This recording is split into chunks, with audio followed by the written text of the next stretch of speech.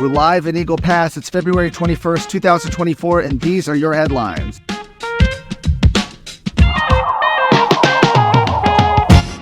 As you can see, we are once again right here in Eagle Pass, which has become, you can hear the birds if you're listening to this, I think.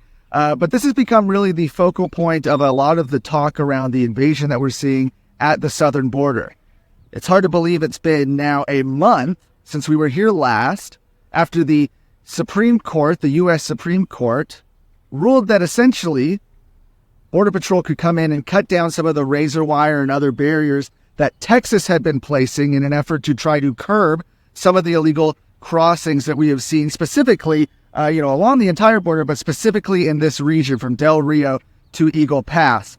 Now, a month later, this area is still fortified by the state. Behind me is Shelby Park. You can see, if you're watching the video, you can see the Mexican flag in Piedras Negras just on the other side of the Rio Grande. And this area is still essentially closed to U.S. Border Patrol. Instead, in their place, you have the Texas Department of Public Safety, as well as Texas National Guard that have essentially been holding the line during that time.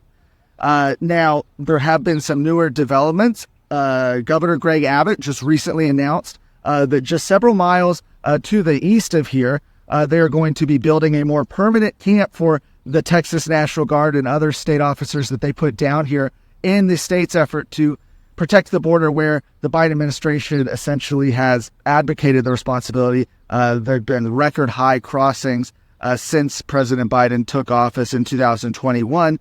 The state saying they're going to take a more permanent presence here. It gives you a little bit of an idea of just how severe the problem is and, frankly, what the outlook is for the state. Now, we don't have the official numbers just yet, but reports that have trickled out have suggested that the crossings may be lower here in Texas than they were a month ago, than they were 2 months ago. A lot of that has moved over to Arizona, New Mexico, and California. You have a latest report, though, that shows that a total of 208 Chinese nationals were apprehended by United States Border Patrol agents in San Diego, California, earlier this week. That was according to Fox News correspondent Bill Illusion. Of course, earlier this month, Texas Scorecard reported on data from Customs and Border Protection sources who said that nearly 20,000 Chinese citizens had entered through the southern border since October 1st. That's essentially the equivalent of around 150 Chinese nationals illegally entering every day.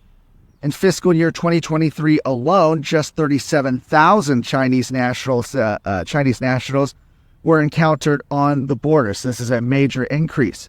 Additionally, information from the U.S. Department of Justice shows that 55% of Chinese nationals were granted asylum, compared with 14% of illegal border crossers from other countries. Some are also sounding the alarm on the link between the immigration wave and foreign influence operations by the Chinese Communist Party and the People's Liberation Army. In 2022, Texas Scorecard delved deeply into the extent of CCP operations within the state of Texas, noting that the Communist Party's involvement in leveraging local politicians, buying up farmland, and funding nonprofits is happening right here in the state of Texas. The Luke Macias Show is your access to what happens behind closed doors in Texas politics. Listen weekly to me, your host, Luke Macias, as I break down what is actually happening in conservative politics in the Lone Star State, a state that we all love and cherish. Listen weekly wherever you listen to podcasts. This show is a product of Texas Scorecard.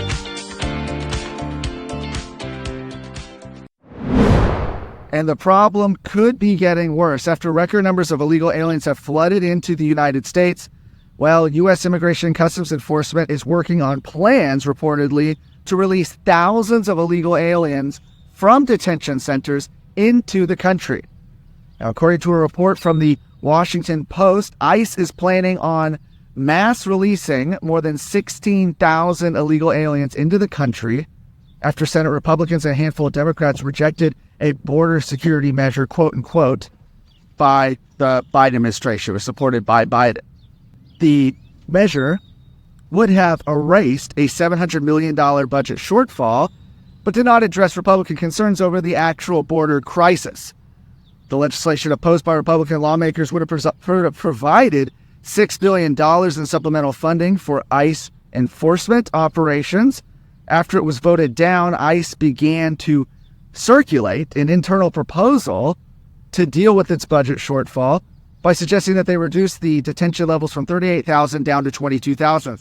Essentially, this is a punishment for the Senate, for the House, rather not going along with some of the radical Democrats' quote-unquote border control plan that doesn't really address the problem. Meanwhile, House Republicans impeached Department of Homeland Security Secretary Alejandro Mayorkas last week, claiming his failure to enforce federal immigration laws was hindering national security. Mayorkas will now face a trial in the Senate next month. You can check out more of our reporting from here at the border and all across the state at TexasScorecard.com.